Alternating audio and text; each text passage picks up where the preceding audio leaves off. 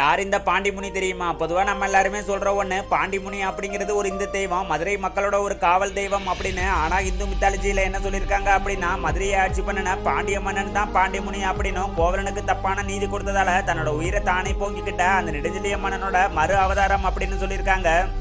அதுக்கு முன்னாடி யாருக்கெல்லாம் பாண்டிமுனி பிடிக்குமோ அவங்க எல்லாரும் லைக் பண்ணுங்க. அதோட பாண்டி கோவிலுக்கு நீங்க போயிருக்கீங்களா இல்லையா அப்படிங்கிறத கமெண்ட்ல சொல்லுங்க. இதெல்லாம் இருக்க அதுக்கப்புறம் தான் அந்த அரசன்கிட்ட நீதியை காப்பாத்துறதுக்காக உயிரை விட்ட நீ திரும்பவும் மனிதனா பிறந்து மக்களை வழிநடத்து அப்படின்னு சிவபெருமான் சொல்லியிருக்காரு. ஆனா அந்த பாண்டிய மன்னன் எனக்கு மனித பிறவி வேண்டாம், மக்களை காக்கிற காவல் தெய்வமா இருக்கிற வரத்தை கொடு அப்படின்னு கேட்டிருக்காரு. சரின்னு சிவபெருமானும் அந்த அரசனுக்கு கொடுத்த அந்த ஒரு அவதாரம் தான் பாண்டி முனீஸ்வர அவதாரம். அதோட இப்பவும் பயங்கர கோபத்தோட ஜடாமுடியோட இருக்கிற இவரோட சன்னதிக்கு முன்னாடி ஒரு பொய்ய சொல்லவே பயப்படுவாங்க. இப்படிப்பட்ட உன்னை பத்தி பல முனிவர்களும் சித்தர்களும் என்ன சொல்லியிருக்காங்க அப்படின்னா, மதுரை மக்களோட குலதெய்வமா இருக்கிறதோட தீராத நோயை தீர்த்து வச்சு குடும்ப கஷ்டத்தை போக்குற ஒரு காவல் தெய்வம் தான் இந்த பாண்டிமுனி அப்படின்னு சொல்லியிருக்காங்க.